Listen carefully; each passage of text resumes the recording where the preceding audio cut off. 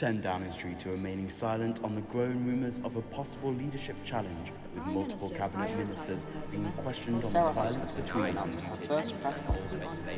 Minister Hutchinson has called an emergency. These riots, caused by Hutchinson's failed default cabinet reshuffle.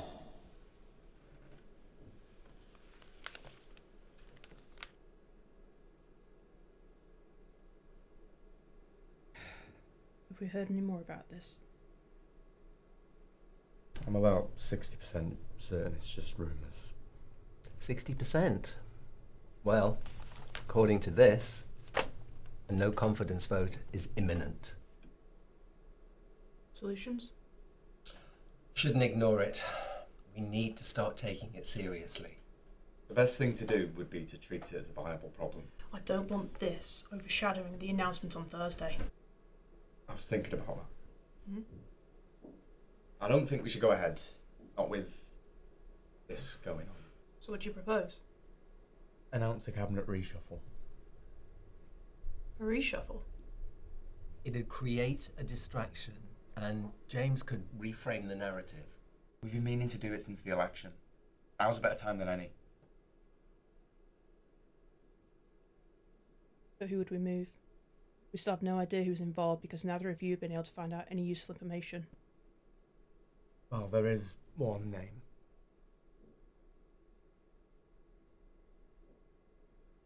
Goddard. No. Oh, he's the only one whose name I've consistently heard. I know you're close with him, but James is right. He's the only one who poses any actual threat. Goddard is no threat. Sarah, the Foreign Secretary is the only one who has the political capital and, quite frankly, the intelligence to succeed in a leadership contest. The only one with widespread support. The public love him, and he's in the prime position to take over in the event of a no confidence vote. I spoke to him. We spoke to him. Not 30 minutes ago. He gave me every assurance that he has no knowledge of any of it. He was careful with his language. I'm not sure I trust him. That is the beauty of a reshuffle. What's the harm in moving him away from the spotlight? We can announce it Thursday. Hide it in a massive press release. If we frame it as a promotion, then we'd be protected. Wouldn't even be seen as punishment. there's very little harm, and it's not like he's been a very good team player recently. I know, but I don't blame him. Have you tried getting him to do some sort of message of support, getting him to publicly back the Prime Minister? I couldn't reach a soul in the Foreign Office.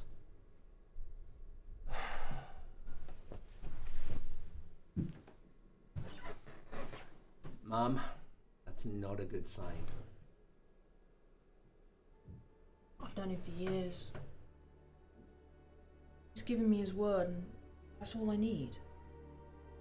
Well then, we only have two choices. We either go back to ignoring it, or we move the cabinet around.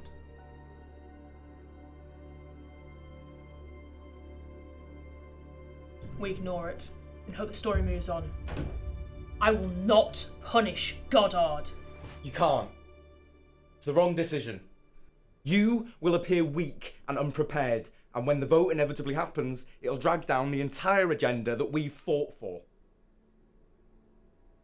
Inaction doesn't just bury your legacy, but it stains any potential future I could have. I find it truly admirable, I do, that you insist on playing by this different set of rules, but compared to Goddard and everyone else, it is a weakness. Inaction's a goddamn mistake. Mom, I will not punish a long-standing ally and close personal friend just to protect the career of an overly ambitious communications director. I will not make choices out of self-preservation. Neither of my two closest advisors have been able to bring forward any real knowledge about these rumours. James, you yourself admitted it's likely nothing will happen. And I happen to agree with you. I don't think it's weak to focus on governance and working on the promises we were elected on. Even in the event of Goddard becoming Prime Minister, I'd rather hand him the keys to number 10 because he's a man that I trust.